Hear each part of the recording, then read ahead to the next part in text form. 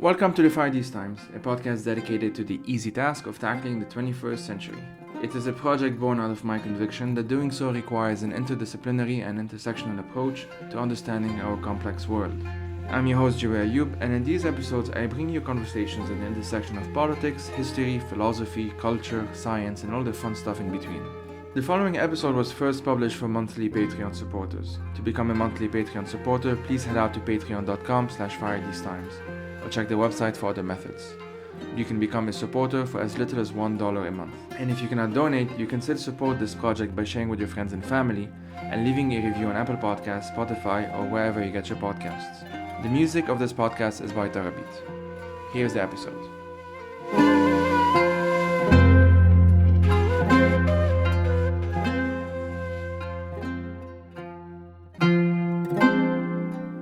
So this is a conversation with Tareq Baconi. He's the author of the book Hamas Contained, The Rise and Pacification of Palestinian Resistance, which was published in 2018. I wanted to have this conversation with him because Hamas, as a movement and as a political party, its reputation often precedes any kind of rational, sober discussion about its role, its politics, its impact on Palestinian life and on Israeli life, for that matter, in Israel-Palestine. So we discussed that. We discussed how Hamas is often talked about. He contextualized Hamas and the recent and ongoing uprisings, Hamas's role towards an attitude towards popular protests, and a number of other things, including Western hypocrisy when it comes to Palestinian democracy, the relations between Hamas and Fatah, the respective authoritarianism of both parties, the horrific costs of the Israeli blockade of Gaza, how the Israeli state views Hamas, how Hamas views the Israeli state, and so on and so forth. The goal really is to have, as I said, a rational and sober analysis of Hamas, and the intention of this episode is really just that. We're both anti-authoritarian thinkers, and we obviously approached this party and movement from that angle. But I hope that you'll find this informative and that it would help you answer certain questions that you may have had on the party and its role in Israel-Palestine. So thank you for listening, folks, and take care. My name is Tareq Baconi. I'm a Palestinian currently living in Ramallah, between Ramallah and London. And my book, Hamas Contained, The Rise and Pacification of Palestinian Resistance, came out in 2018. It was published by Stanford University Press. I've spent a few years thinking and writing on Gaza, on Hamas, and more broadly on the Palestinian struggle for liberation. Yeah, thanks a lot for having this conversation with me. Throughout this episode, I'll be referring to a really good interview that you had with 972 Mag's Amjad Iraqi, which was done last month, or at least released last month. And I will obviously link everything we're talking about in the description and on the blog post. So the goal of this episode really is to have a self-contained episode about Hamas, right? So meaning that people listening to this episode don't have to know much in order to follow our conversation. Usually I don't really like doing episodes on specific political parties, but Hamas is just part of the Palestinian story, regardless of people's personal wishes here. It's just a reality. But at the same time, it's often talked about without much nuance or understanding, especially in the West, but not just in the West. Personally, I've been interviewed on Palestine a number of times, and whenever I'm asked about Hamas, there's always a sense that the representation of Hamas or the image of Hamas precedes the question, right? So the question isn't really about the question, if you see what I mean. It's more about what they think about Hamas, if that makes sense. So just before we get in, I would just briefly say that I've had a couple of episodes so far. Episode 52 with Francesco Saverio Leopardi, entitled The Palestinian Left and Its Decline, focusing on the 80s up until roughly the early 2000s. Focused on the PFLP, the Palestinian Front for the Liberation of Palestine, and more recently another episode, which is 66, with Daniel Kurd, entitled Legacies of Authoritarianism in Palestine, which de facto focus on the Palestinian Authority. I just wanted to say that kind of this upfront, to emphasize that future episodes will be about exploring ways forward for Palestinian activism. But the reality of the matter now is that both Hamas and the PA, especially recently when it comes to the PA, are involved in repressing protesters and activists. So I would argue, that understanding these two parties is key to challenging them and moving beyond them. Okay, all that said and done, I'll shut up now. The interview that you've had with 972 Mag was titled Hamas breaks out of its Gaza cage, right? And Yes. I think it would be good to just start from that, really. Like from the most recent events, I don't really like calling them events, but here we are. Before broadening the conversation to contextualize and understand the movement and the party. So my first question to you is like, what was Hamas's role in what's been happening in the past few months? Why did it make those decisions in your view? And how would you interpret those decisions in terms of whether they were different from previous policies and so on?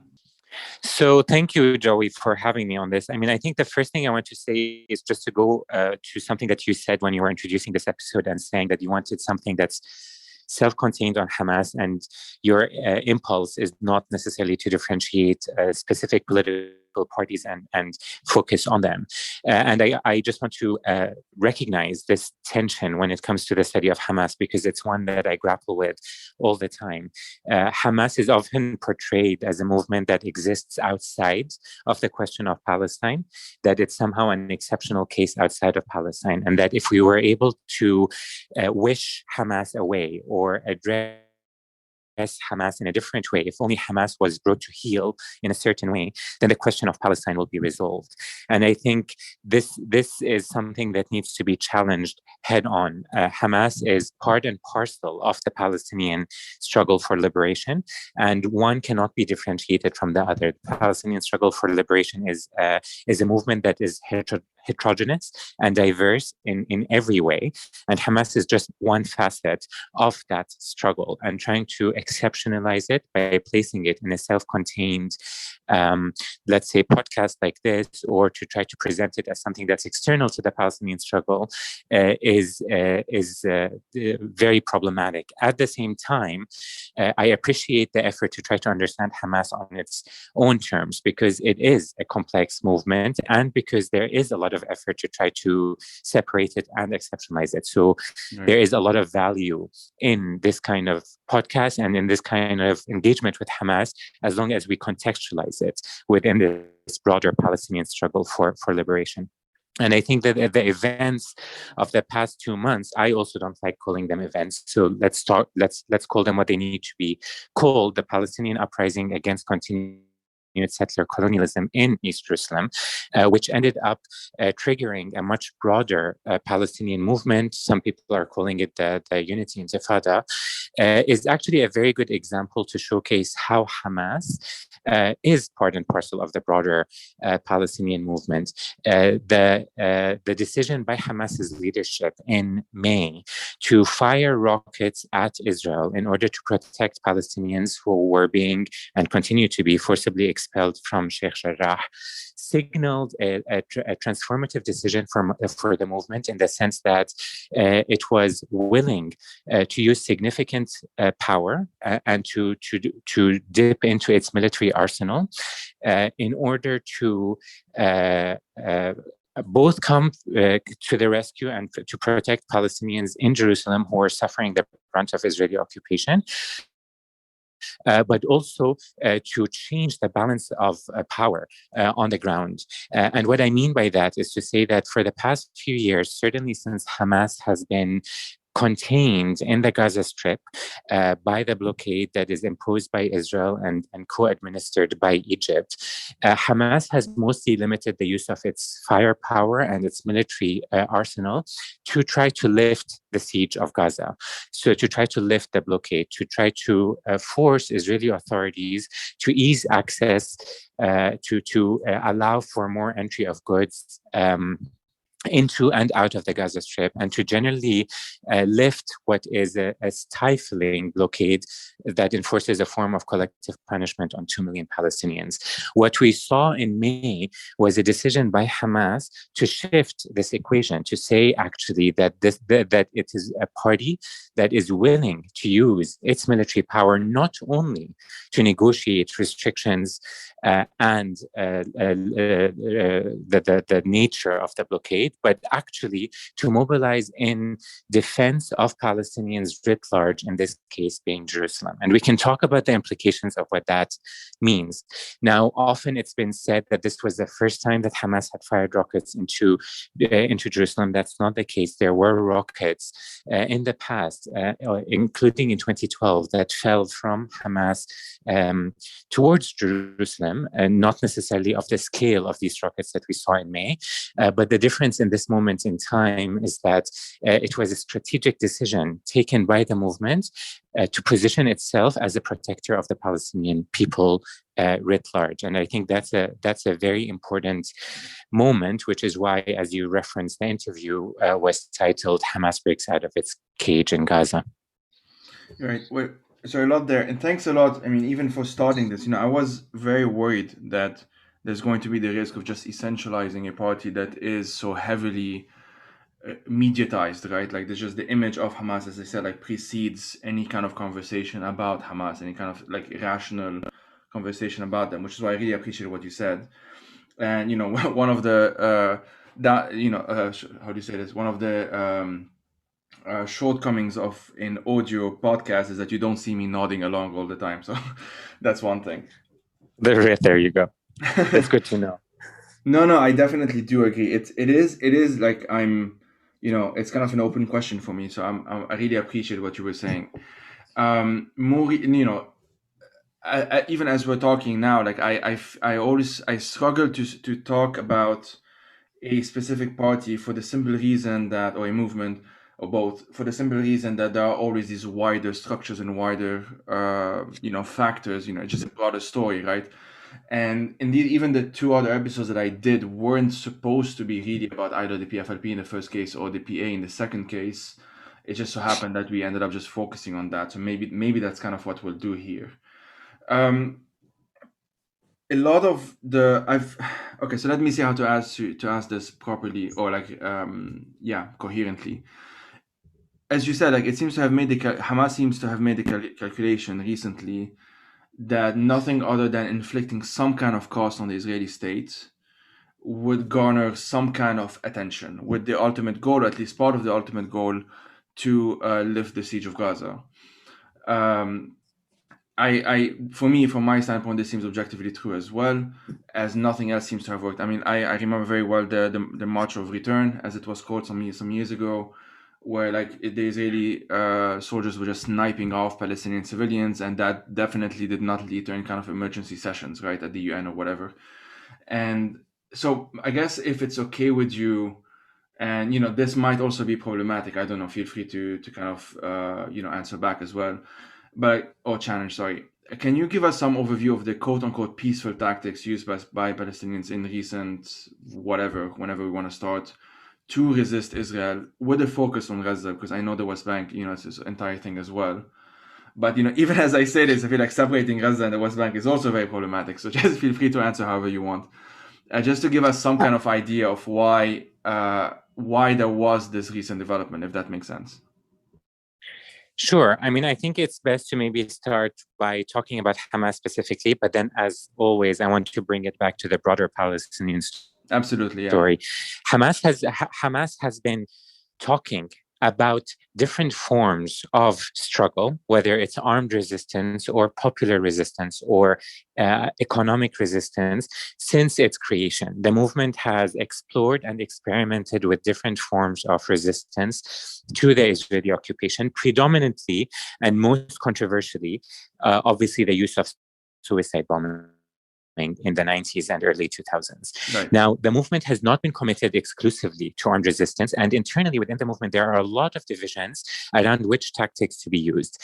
Khalid Mish'al, before he departed from his position as the head of the movement, very openly and on an international platform talked about the movement's willingness to engage in popular resistance. So that is to engage in forms of resistance that are not committed to the use of military force, specifically in this case, after Hamas's blockade in the Gaza Strip, the use of rocket fire.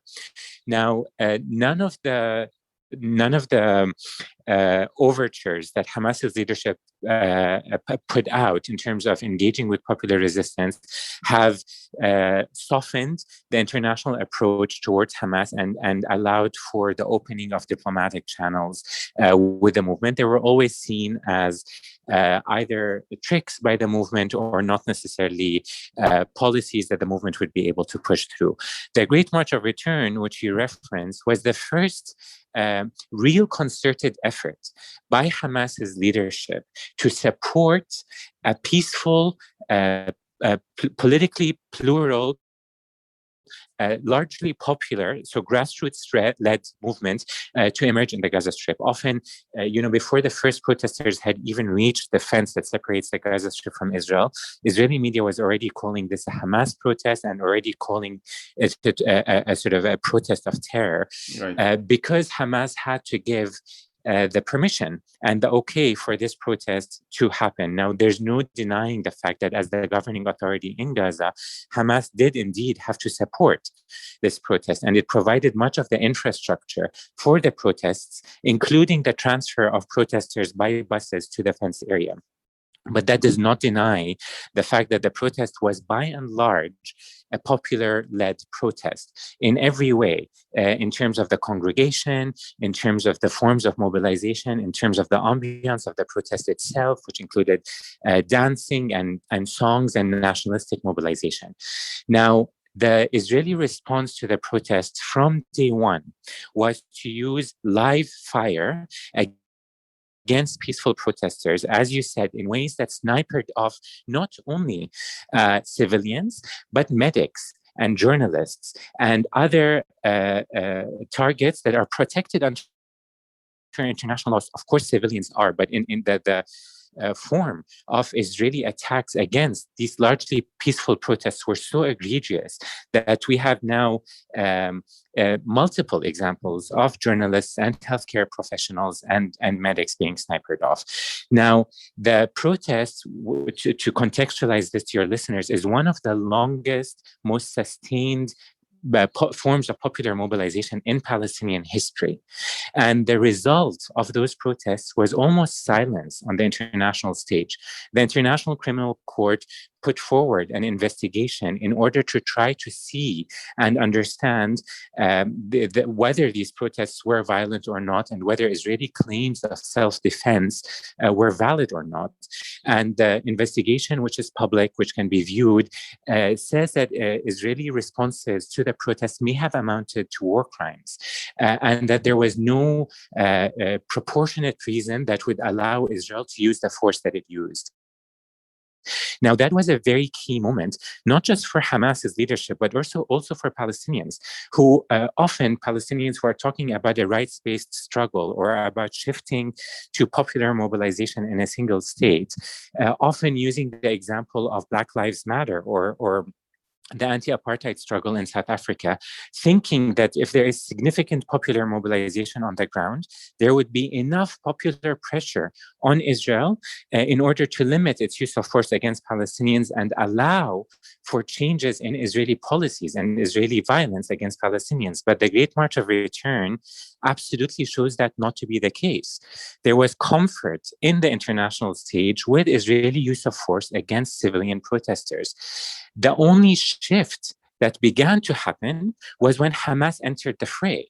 And here, Hamas entered the fray not in the form of rocket fire and missiles. It did eventually, but at the beginning, it entered the fray through tactics that disturb Israel, even if they do not cause civilian deaths or actual violence in Israel. So things like the incendiary balloons and the flammable kites and what they call the nightly disturbances, which is the use of very loud speakers or the use of very loud noises through loudspeakers close to the fence area to keep residential areas on the other side of the fence awake at night.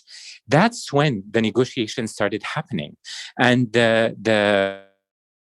the lesson out of this is clear. Unless the average Israeli citizen begins to feel disturbed by Palestinian resistance, nothing will change, either in terms of Israeli readiness to engage to end this resistance, or in terms of the international community's response to the reality and the violence on the ground. So I just wanted to take this moment, this snapshot that I just drew from Gaza to Jerusalem in May. We had iftar sit-ins, we had prayer sit-ins, we had popular mobilization of Palestinians in Jerusalem against Sheikh Jarrah. By the time the first rocket from the Gaza Strip fell on Jerusalem, more than 500 Palestinians had been injured by Israeli forces. But the first time the international community talks about self-defense is when that rocket fell on Israel. So the lesson is that not only that Palestinians do not have the right to self-defense, or that the international community is okay with Israeli violence against Palestinians, but that it's only when there is violence against Israel that channels for negotiations and mobilization on the international community for change commence. Now, the lessons here are clear. And Hamas, since then, has consistently spoken about the need, or the readiness, I should say, for popular mobilization. But that's not just a Hamas conversation. That's also a Palestinian conversation about what tactics can be used to end the Israeli occupation. What is the use of armed struggle, if any? And I should note here that the international law allows for the use of armed struggle in accordance with international law by anti-colonial movements. Hamas's use of armed struggle through indiscriminate violence is not in accordance with international law because it's indiscriminate and it targets civilians. But the use of armed struggle as a tactic is one that Palestinians think about. And the other, of course, is popular mobilization, which so far has not been as effective as armed struggle in terms of increasing pressure on Israel. And the third form of mobilization, of course, maybe the most well-known is BDS, the Boycott, Divestment and Sanctions Movement, which is also met by repression, both by Israel and by members of the international community that are increasingly positioning this as a form of anti-Semitism. The lesson being that there can be no struggle that is sufficiently disruptive of the Israeli occupation that is not seen as problematic by an international community that's focused on managing the status quo, not providing Palestinian rights. Okay, thanks for that. And you anticipated sort of like the next two questions. I'll start with the first one. The matter of, elections, right? Like whenever I've spoken to especially non-Palestinians when it comes to like the relationship between Hamas and Fatah, I've noticed that the topic of elections often comes up, ask a very simple question, like why don't they just hold the elections? But as you mentioned now, as many people have also mentioned, Hamas actually won the last election in 2006, and the Palestinian government was sanctioned as a result by the, again, same so-called international community. Fatah was backed in an effort to isolate Hamas, and when that didn't really work, as far as I can understand it, the resulting status quo was basically extended indefinitely. And now we're sort of seeing a different phase in recent weeks, if not months. Now, like even as of now, and please correct me if I'm wrong, the EU still officially calls for just elections to happen, even though they themselves, and I'm just focusing on the EU because I know it most, but focus on other actors as well if you want, even though they have no intentions of dealing with Hamas if Hamas wins again. So what is exactly the point of such elections? This is a very good question. The first thing I would say is that there's an untenable hypocrisy in the European and even the American position on Palestinian elections, which is to say that they support elections and they want Palestinians to have representative leadership. At the same time, they say that there is no willingness to engage with Hamas if Hamas enters power, which basically means that there can only be respect for elections if they produce the political choice that is seen to be favored by the European Union, European member states, and by the US. Other than that, forms of marginalization of boycott, so a repeat of the 2006 experience, is likely to happen. Now, this hypocrisy rests in the so-called or the what are called the quartet conditions. There are three conditions that the international community has put forward for engagement with Hamas. The first is to recognize Israel. The second is to recognize past agreements that are signed between the PLO and Israel. And the third is to renounce violence. Now, none of these conditions are equally applied to the state of Israel, which has not recognized the state of Palestine, does not renounce violence, and as we talked about, uses disproportionate violence against Palestinians, and does not respect past agreements signed with the PLO. But nonetheless, these three conditions are placed specifically for engagement with Hamas.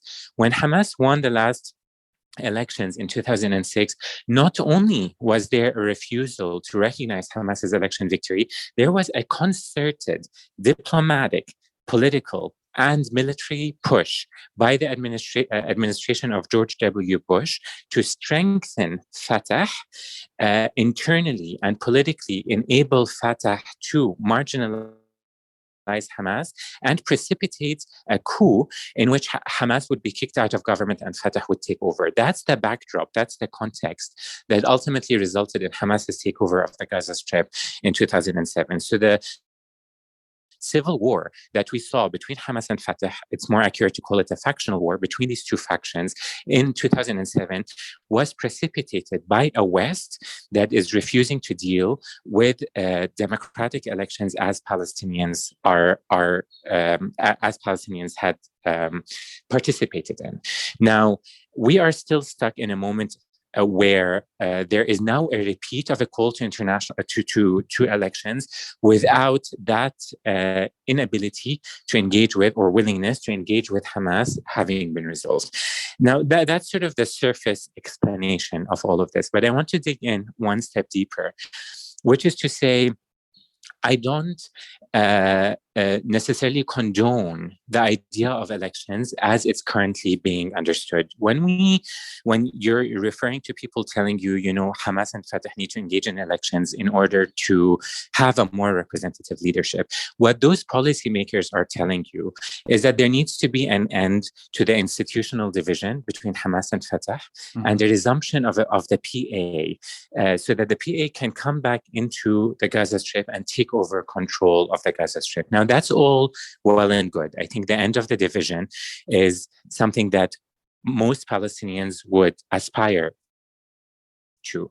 But there are two problems that come out of that formulation. The first is that those elections are not Palestinian elections. Those elections are Oslo elections. They are elections for the Palestinians in the occupied territories, so the Gaza Strip, the West Bank, including East Jerusalem, to elect a legitimate leadership within the governing authority. So we're not talking about the leadership that is representing Palestinians in negotiations or that is shaping the future of the Palestinian liberation struggle. We're talking about the leadership that is managing Palestinian affairs under occupation.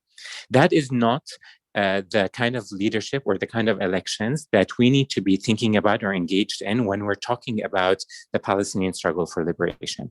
Those elections are the elections that have to happen on the level of the PLO, and those are the elections that Hamas is aspiring to get into, even in this latest round, the elections that were just postponed in May, just before the uprising in Jerusalem.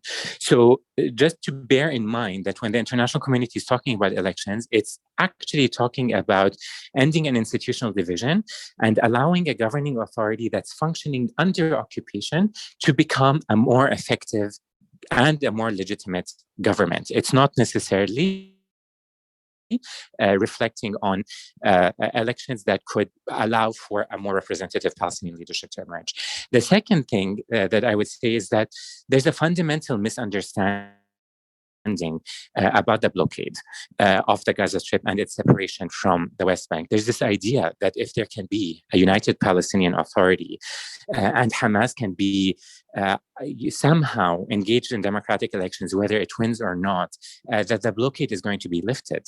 And that's entirely untrue. The blockade was put in place before Hamas was even established as a party. In different ways and in different forms, we've had a blockade on the Gaza Strip since the occupation began in 1967. Israel's separation of the Gaza Strip has nothing to do with Hamas. It has everything to do with the fact that there are 2 million Palestinians in Gaza, the majority of whom are refugees, seeking the right of return to homes now in Israel. And the demographic balance means that the Gaza Strip, for various reasons, which we can talk about, needs to be separated geographically and also institutionally. So this idea that elections are somehow going to herald a form of unity is one that's fantastical. It's not rooted in any kind of historical understanding of what the Gaza Strip is and why successive Israeli governments are bent on separating it. Thanks a lot for that. And actually, like the next question is basically an extension of your own thoughts. If you want to just continue in expanding, like from how Israel is actually dealing with Hamas. I mean, I can just say divide and conquer as one easy go-to term, but how would you explain it to people who may not understand how old the blockade is, right? How old this obsession or this policy with separating Gaza from the West Bank has been? Hamas is a fundamental part of the Israeli effort to maintain the Gaza Strip as an entity, as a piece of land that is separate from the rest of the Palestinians, but that is not necessarily entirely unmanageable, that it becomes a catastrophic strip of land. So just to elaborate on what that means. Hamas is currently a government in the Gaza Strip, and its management of the affairs of 2 million Palestinians in Gaza is one that successive Israeli governments, certainly the governments under Netanyahu in his long tenure in Israel, have been very, very actively supporting.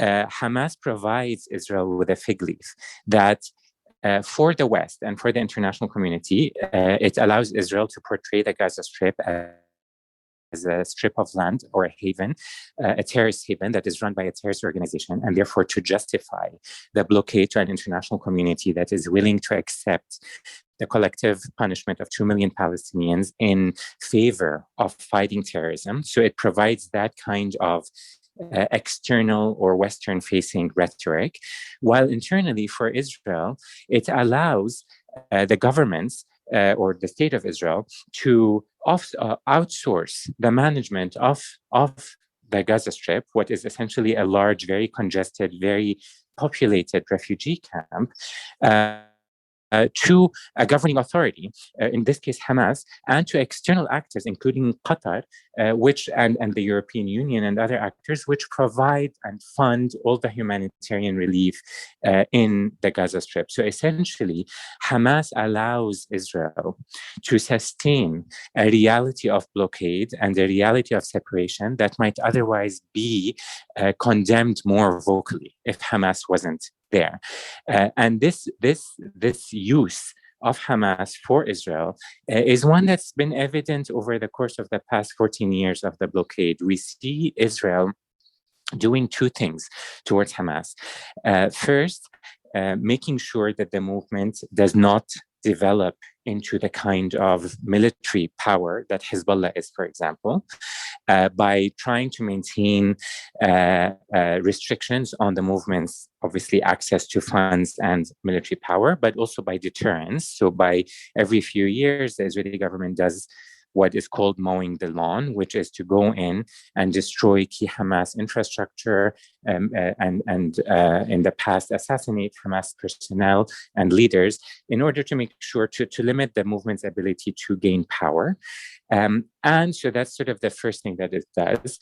But in doing so, completely avoiding destroying Hamas, because for Israel, there needs to be a functioning government in the Gaza Strip that, as I said, is governing and taking care of the administrative concerns of the Strip.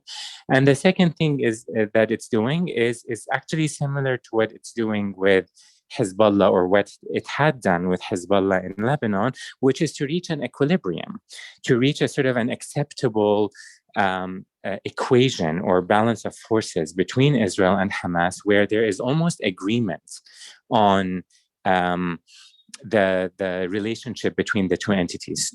For Israel, that agreement is calm for calm, which means there will be no Israeli attacks against the Gaza Strip as long as there's no rocket fire from Hamas.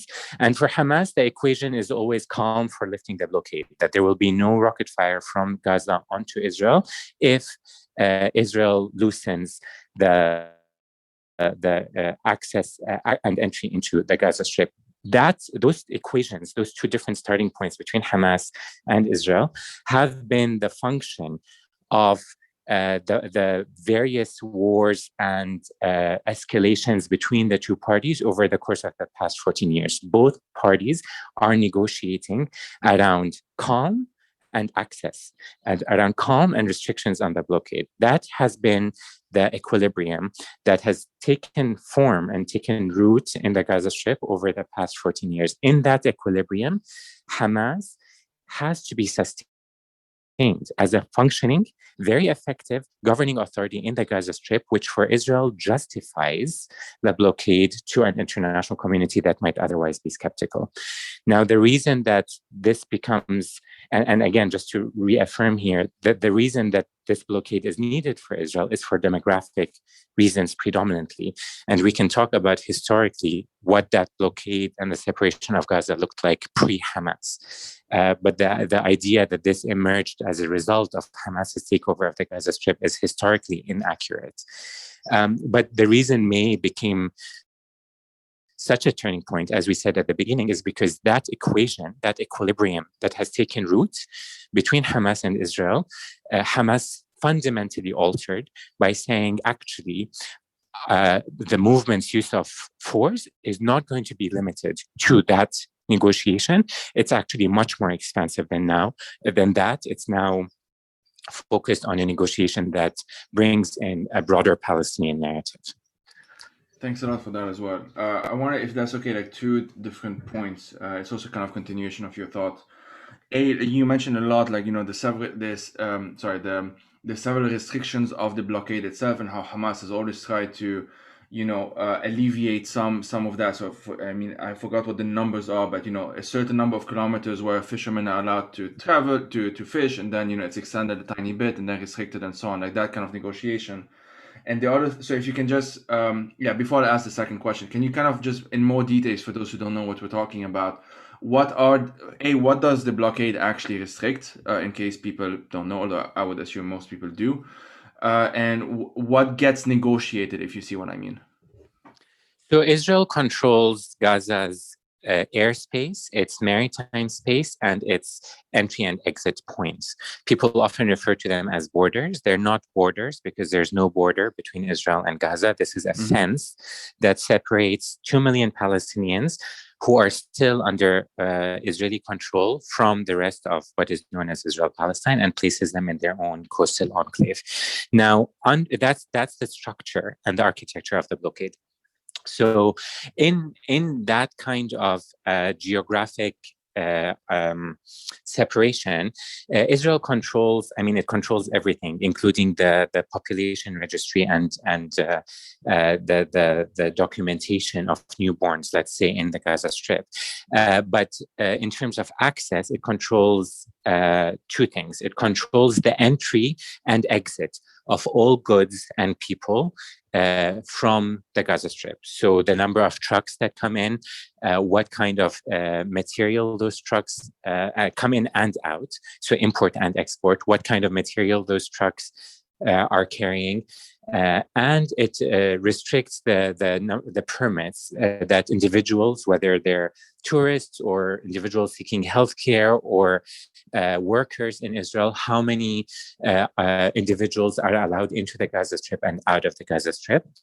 But then it controls also geographic access. So we have the buffer zone, which is the area around this fence, which is an area that's important for agriculture in the Gaza Strip, which is controlled by Israeli forces, often snipers, that try to limit access to areas around the periphery of the Gaza Strip on the inside of the fence, as well as what you mentioned, which is the area that Palestinian fishermen are able to go fishing off of the coastal enclave, which varies all the way from 3 nautical miles to 12 nautical miles. So for the past 14 years, the fire, the escalations, the fire exchanges between Israel and Hamas have, for the most part, ended in ceasefire negotiations that would entail a list of demands that include things like expanding the access of fishermen around the coastal area up to 12, increasing the number of permits of Palestinian workers working in Israel to exit the Gaza Strip, increasing and allowing for Palestinians seeking medical treatment either in the West Bank or in Israel to leave the Gaza Strip, and calling for the entry of more goods, whether for reconstruction or other goods. I mean, obviously, there's the other entry point into the Gaza Strip, which is the Rafah border with Egypt, and this is an actual border. And there's a lot of there is often significant variations in terms of the movement of goods and people there. Often that becomes a pressure point because the Egyptian authorities work with the Israeli authorities to try to limit the entry of goods and people and to try to increase pressure on Hamas, depending on the state of negotiations or the state of the local politics or whatever the case might be. But that's sort of the other pressure hold on the Gaza Strip. But it's always been a negotiation by Hamas to try to alleviate the economic and humanitarian suffering in the Gaza Strip. So often when just before periods of escalation, there would be significant shortages of goods in Gaza, or the economy in Gaza would have taken a significant hit, and the effort by Hamas to try to alleviate that sometimes takes the form of the use of rocket fire to initiate negotiations. Thanks a lot for that as well. It's really expansive explanations. The second part of that same question, you mentioned how the title of your book, right, is Hamas contained, and so a lot of my question rather is this in your view like a end in itself, like the Israeli policy of quote unquote containing Hamas is an end in itself, or as you say, like basically I'm asking you to expand on that, this separation between that the Israelis have been trying to do between especially Gaza and the West Bank, including East Jerusalem. Can you sort of just explain that a bit more, if that's okay for those who may have not caught your initial explanation? Absolutely. So in terms of the containment, the policy is very much one of containment, that Hamas as a political party, an Islamist party, a nationalist party committed to Palestinian liberation through armed struggle. The policy is to contain that within the Gaza Strip, which means to try to limit the movement's capacity to maneuver and to function to a very small strip of land. And institutionally, where the movement was present in the West Bank, through security coordination with the PA, that infrastructure has been dismantled. So Hamas has effectively been contained.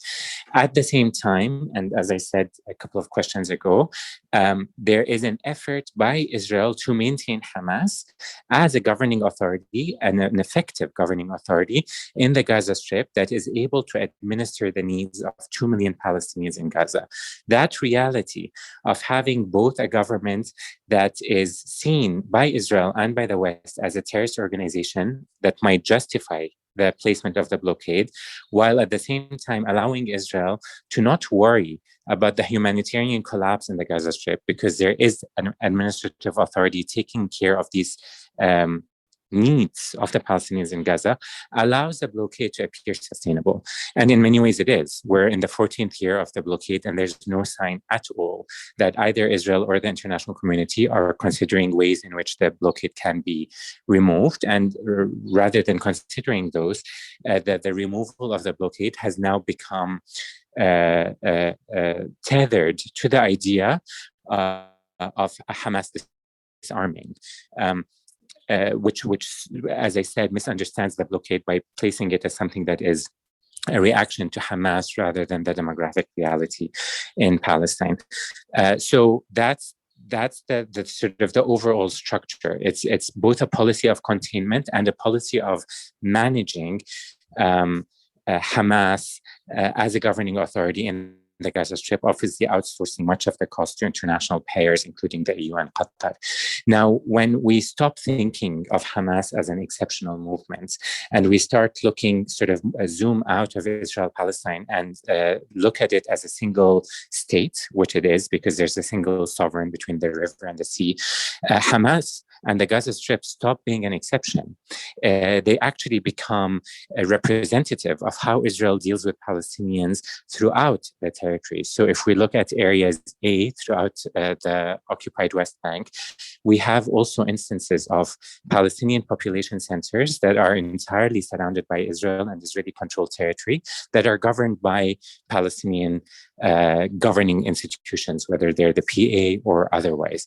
And even within Israel itself, we see the containment of Palestinians in heavily populated, very dense Palestinian urban centers surrounded by communities and cities that Palestinians might not be able or have as much freedom living in. So the Gaza Strip is just an extreme of a policy by Israel, which is a policy that began before 1948, which is to consolidate territory and dispossess Palestinians, to consolidate territory for Jewish settlements and to dispossess Palestinians. The outcome is the enclosure of Palestinians in smaller and smaller urban enclaves, and the management of these urban enclaves by Palestinian governing authorities, while the overarching control obviously rests in the hands of the Israeli state. So Hamas just takes on the veneer of something that's exceptional because of its Islamism and because of its commitment to armed struggle. But in terms of the overall structure of what we're dealing with, the Gaza Strip, in my mind, is just the natural endpoint of Israeli settler colonialism in Palestine. It makes a lot of sense. Thanks a lot as well for reframing it in that way. And given this policy of containing, isolating Hamas in Gaza, and also given that Hamas quote unquote broke out of its cage, to kind of borrow from that title of the interview on 972 Mag, how did the recent protests throughout historic Palestine, so between the river and the sea, modern Israel, and the occupied Palestinian territories, for those confused about the vocab, how might have that changed the dynamic, or did it change kind of that dynamic in your view? It changed the dynamic, not necessarily just in the sense that Hamas was able to break out of its containment in Gaza. It changed the dynamic in ways that are more fundamental than that. So Hamas breaking out of its cage in the Gaza Strip changed a dynamic that is specific to Hamas, which is the one that I just articulated in terms of this relationship that had taken root between Hamas and Israel, this equilibrium of violence, I call it. That broke with the recent turn in May. And Hamas was able to position itself, despite the absence of elections, as actually the movement that is most popular on the Palestinian street, as an armed movement that is willing to protect Palestinians who are facing the brunt of a very violent occupation committed to their dispossession. So Hamas broke out of its containment in the figurative sense, in the symbolic sense, and was able to, and in the military sense very clearly, and was able to position itself as this movement speaking and reacting on behalf of Palestinians. But I think that the reason I say that the shift was more fundamental than that is because I think that what we saw was a breaking down of a psychological barrier that Palestinians have long suffered from for decades, that we often talk about when we say their fragmentation, that Palestinian citizens of Israel are a separate constituents than Palestinians in Jerusalem or the West Bank or Gaza. And the uprising and the mobilization, the unity, Intifada, was one that, it's still unclear where it will go. It is still unclear if it will change fundamentally the equations on the ground. But it nonetheless had a transformative impact in the sense that psychologically, it reaffirmed Palestinian peoplehood as a single people. So it reaffirmed this sense that they are, no matter where they are, even in the diaspora, even as refugees, even if they have not faced the brunt of the Israeli occupation forces on their day-to-day, that they are a single people fighting a single regime. Now, that transformation is immense, especially because it comes at the heel of years of thinking. So the transformation was significant in that sense, that it affirmed Palestinian peoplehood, but also affirmed the notion that Palestinians, no matter where they are fighting the same regime. And in that transformation, Hamas is only one element. It is the Islamist element, or the element, and the element that is committed to armed struggle. But that is only one element in what is emerging as a diverse, heterogeneous Palestinian movement, which of course it always has been. And now we're seeing it in a manifest on the ground, so that, Palestinians protesting against PA repression and against Sheikh Jarrah dispossession in the West Bank, for example, coexist alongside rocket fire from Gaza, alongside Palestinians protesting in 48. And so Hamas then, in that vision of unity, in that sort of singularity of the Palestinian movement that is a diverse movement, Hamas stops being exceptional. And we then begin to understand Hamas as part and parcel, as only one thread of a much more complex tapestry of Palestinian mobilization. So I think in that, so to all this to say that there is a transformation that's fundamental specifically for Hamas in terms of breaking out of its cage, but the transformation on the level of Palestinians is actually much broader than that. And it's one that's inclusive in the sense that it brings Hamas in, despite what many people might disagree with its ideology or its tactics, into the Palestinian fold. And is there any possibility at all of these recent developments or changes also affecting the politics of the occupiers? I mean, at the electoral level, it hasn't. I mean, I guess it's too recent. I don't know, but can it? And even if it can, is that something worth looking at in your view? The politics of the occupier, you mean domestic Israeli politics? Exactly, yeah. Well, I think domestic Israeli politics, I mean, there will always be variations in terms of the makeup of the government, how right wing versus left wing it is. This latest government, commentators are very interested in it because it includes an Islamist, it includes Meretz, the left-wing party, and it includes far-right parties. Of course, there will always be variations within, and the Israeli electorate might choose quote-unquote more moderate governments as tensions continue within the Israeli domestic sphere around what to do with the Palestinians. But fundamentally and structurally, no Israeli government is going to significantly challenge the current reality in Israel-Palestine until the occupation and until Palestinian mobilization makes the occupation untenable. So until there's a fundamental shift in the balance of forces on the ground, which for that to happen, there needs to be a shift on the international stage in terms of allowing Israel to continue to operate with impunity. But until the balance of power fundamentally changes and forces a reckoning by the Israeli government, I personally think that it's a waste of time to think about the makings of the Israeli government. I mean, I don't want to overstate that, because there are always openings that, of course, can be leveraged in order to shift public opinion within Israel. But the point that I'm trying to make is that fundamentally, the Israeli state now is a state that is committed to maintaining a system of apartheid. Constitutionally, it is a state that is committed to Jewish preferential citizenship over Palestinians, which some have citizenship, most are military subjects or refugees. So this regime, the Israeli government and its electoral politics are fundamentally a part of this regime of domination. So regardless of whether there are changes in the internal makings of it, it will be tinkering around this sort of monolithic structure in some ways, until that structure begins to shift because of external and internal pressure by Palestinians and by members of the international community. It's very hard to see electoral politics changing fundamentally.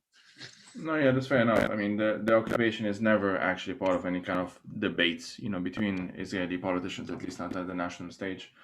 Um, so my next question is, I mean, I just can't not ask it. Just a few days ago, Nizar Banat was murdered, and the ongoing repression by a number of journalists and activists and others in the West Bank by the PA.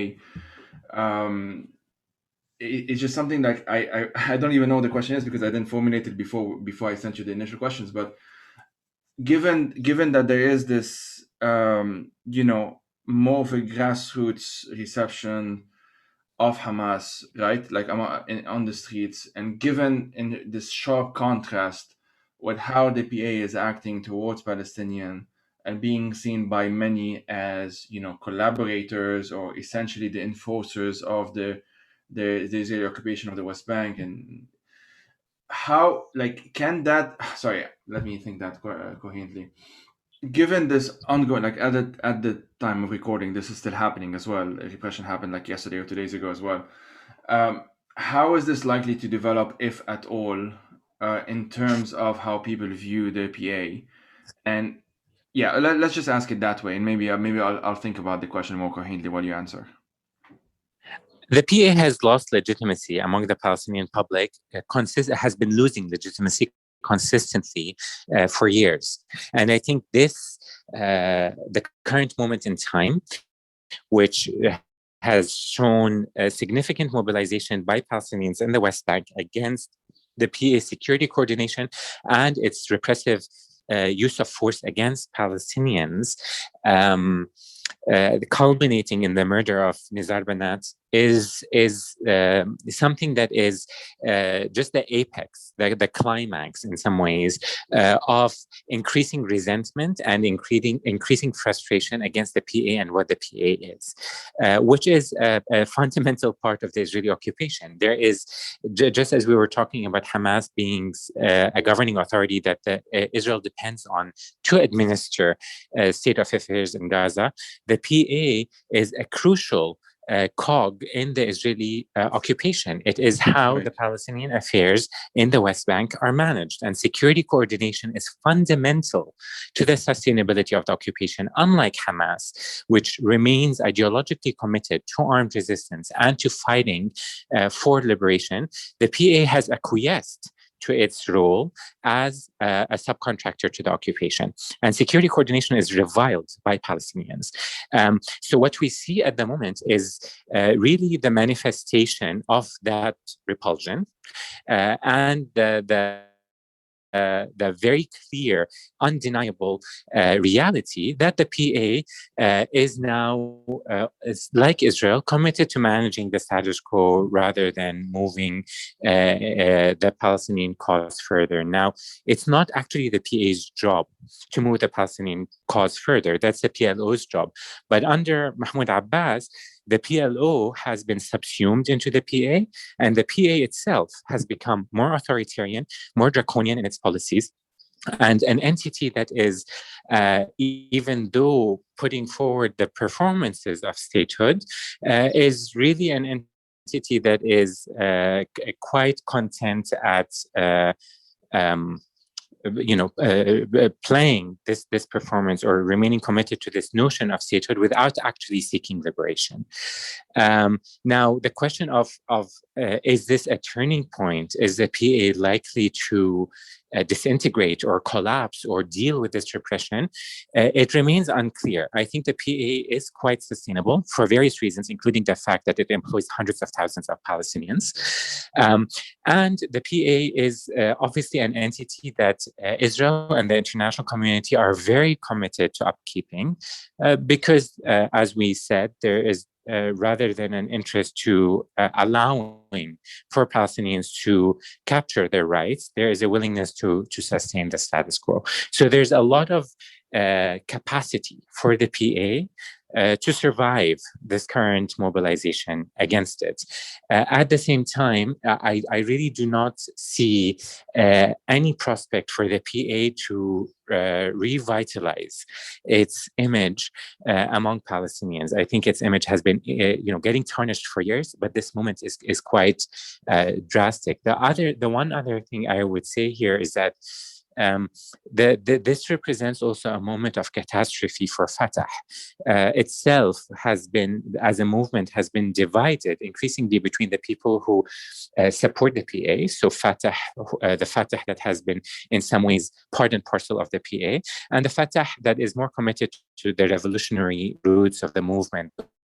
Those divisions are likely to get more and more exacerbated as there's more resentment by Fatah leaders for being implicated in what the PA has become. We're more likely to see tensions within Fatah itself. Yeah, it makes sense as well. So I wanted to, the final question is just going to be about like this idea that you and others have had about resuscitating the PLO. But before asking that, we mentioned the authoritarianism of the PA, and of course I'll reference the conversation I had with Daniel Kurd because we got into that even more than we have the time to do so here. But what about, has there been discussions within the Hamas leadership, within even Hamas, rank and file members, about Hamas's authoritarianism within the Gaza Strip? So I'm not talking about its attitude towards the Israeli state or anything like that. I'm talking like, how journalists are able to do their jobs. Yes, that kind of domestic quote unquote policies, and I'm using this in quotations. Yeah, absolutely. Yeah. Absolutely. I mean, I think like the PA, Hamas is also an authoritarian governing authority. They are incapable of allowing for political plurality to emerge in the Gaza Strip. For example, by allowing Fatah to mobilize in the Gaza Strip is quite difficult. It's not impossible, and we've seen instances of Fatah mobilizing, but it's quite difficult. There are restrictions on freedom of speech. There are human rights abuses in terms of detaining Palestinians who protest Hamas rule. There are examples of extrajudicial killings within Hamas's prisons. So the movement should in no way be let off the hook in terms of its authoritarianism as a governing authority in the Gaza Strip. And those have all been documented by human rights organizations, local, including Al Mizan and others, and international, including Amnesty and HRW. So both the West Bank and the Gaza Strip now are administered and governed by Palestinian authorities under an Israeli occupation that themselves have become quite authoritarian and quite brutal. The way that Hamas leaders talk about this is often to say two things. The first is that they are an Islamist movement, so they are a movement that is committed to socializing Islamic values in society, and that often comes with some degree of policing around social behavior and around norms. And so they justify their behavior ideologically by saying that this is how one can nurture a virtuous Islamic society. And the second is obviously by blaming the occupation, that often there needs to be a fist, an iron fist, from the top down to manage the kind of resistance that's coming out of the Gaza Strip. And by resistance, I'm using that in the expansive sense, not just military resistance, but also economic and social resistance, to allow for Palestinian sumud and to nurture this idea of sort of Gaza becoming the forefront of the resistance against the occupation. And by doing that, obviously deflecting from their own authoritarianism and shifting the gaze back onto the occupation. And there have been protests within Gaza against Hamas's rule, which have been met with force as well. Yeah, thanks a lot for that as well.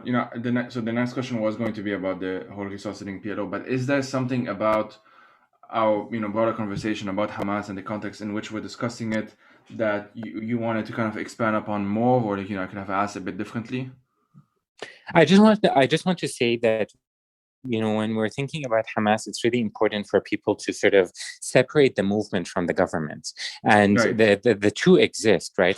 Hamas is a movement that is existing in the Palestinian territories, but also in Turkey, in Qatar, in Egypt. That's not to say that it's a transnational movement. It is in the sense that its leadership is everywhere and its membership is everywhere, but it's not transnational in the sense that wherever it is as a movement, it is committed to the idea of liberation in Palestine itself.